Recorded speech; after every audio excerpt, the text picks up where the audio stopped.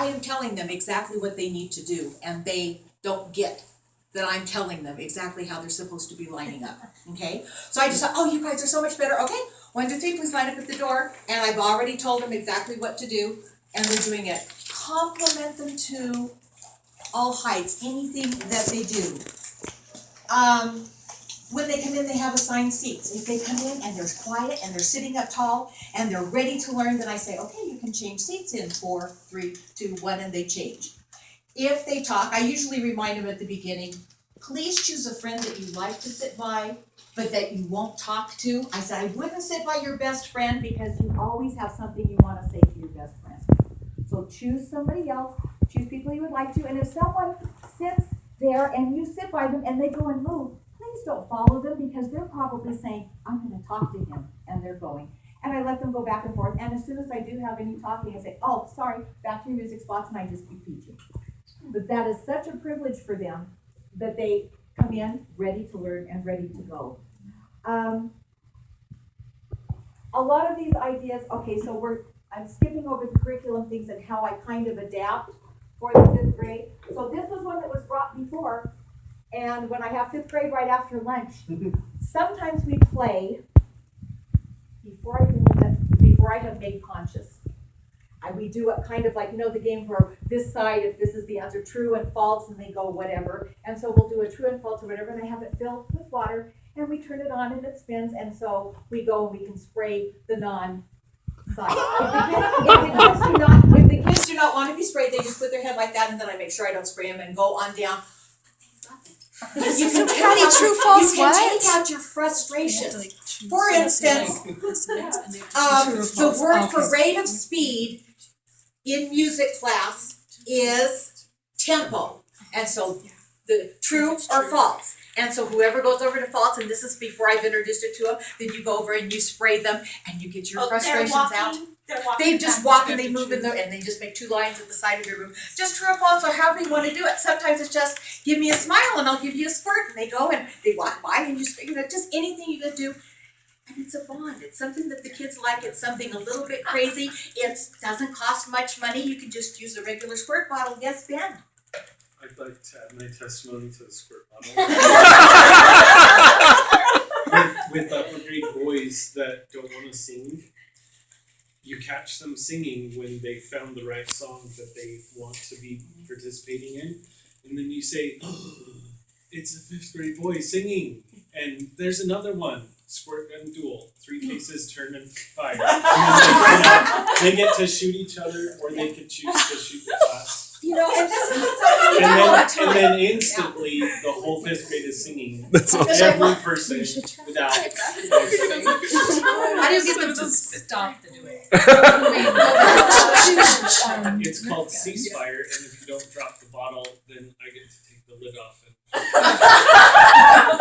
never done it that way, but I really like it. This is good. Other things. That's beautiful. I like to let them think they're in charge when they're not really in charge. And so I think last year we had one of those things where we were supposed to have the order of what we're going to be doing posted somewhere, so that when we get evaluated. So I have it up there, but I never look at it. And so I kind of go through the same procedure. And so I say, okay, you guys get to roll the die. We'll pick the person who's rolling the die, and you get to choose what it is. Number 5. Oh, let me see what number 5 is. And I'll just go ahead with my lesson. Don't ever take the time to write out songs on slips of paper and stuff. Don't take the time to do that. Have them roll for it, and you have it, and you give them what they need. So be smart. This was from Joy. Oh, I didn't get it. This was from Joy Chantry. We have jokes. I have a book of music jokes. And so I don't use this all the time. In fact, I don't use any of these all the time. You just kind of have to get the feel for your class.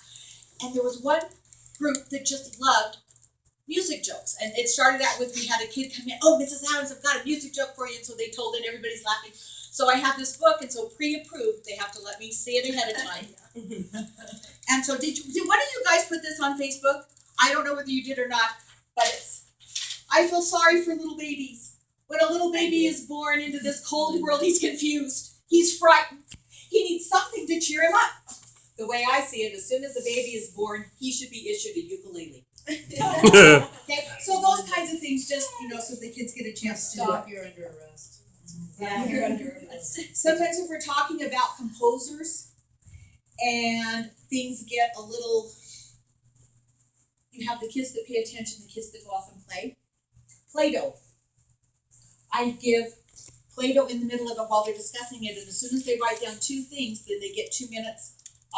Find 2 things out about this composer, and I hand them the big pictures they read on the back, and they choose 2 things that they want to do. As soon as they get 2, you give them the Play-Doh and have them start sculpting the bust of the composer, and they've got that picture. Anyway, we have had some phenomenal, just gorgeous busts. So that was the Play-Doh sculptures. Just got through with this one.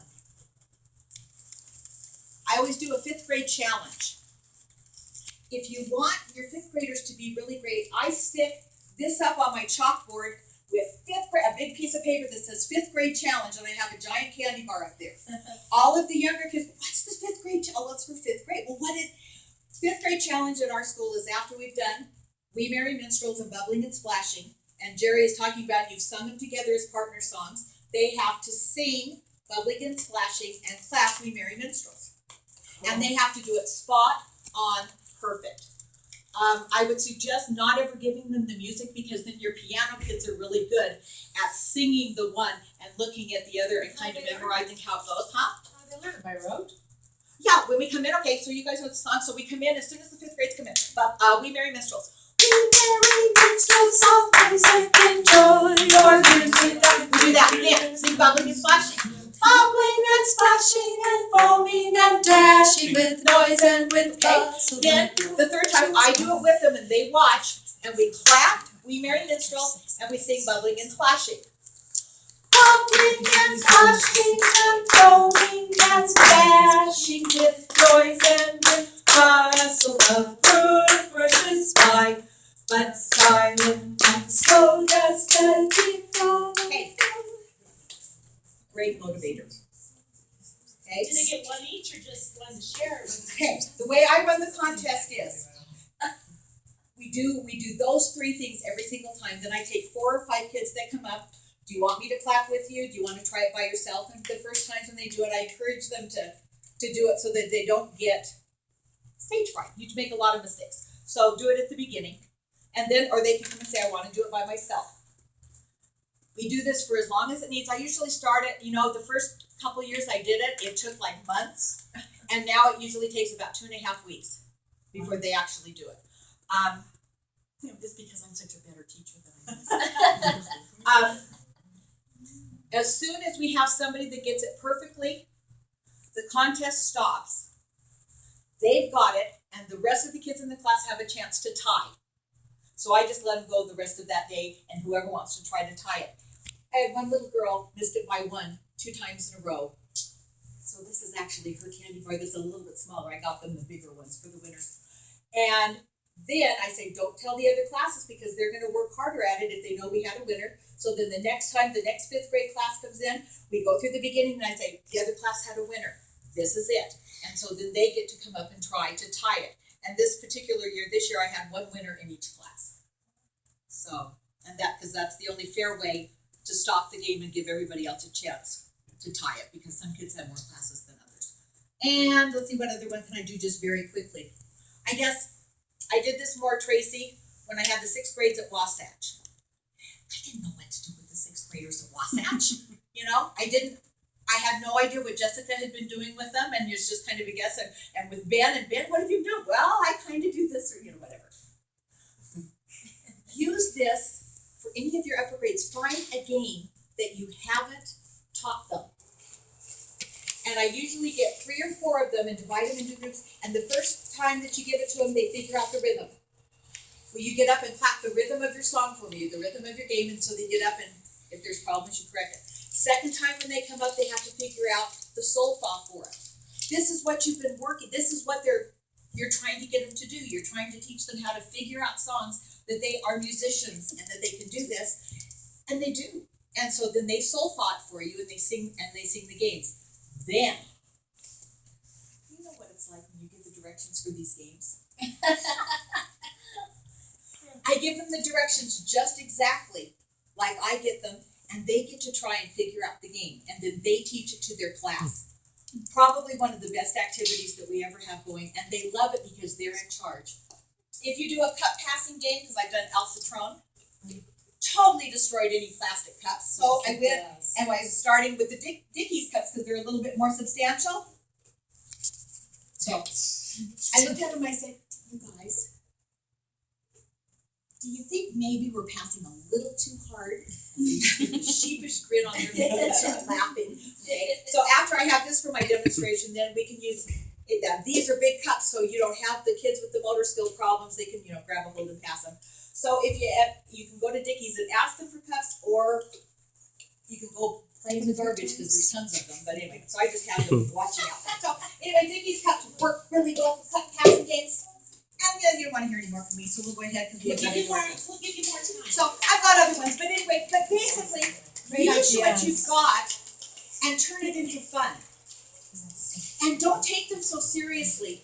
Have fun with them outside of class is probably the biggest tip. If they like you outside of class, they'll do anything for you in class. That's true, that's true. Thank you. You're welcome. Now, you ready for more of this next time?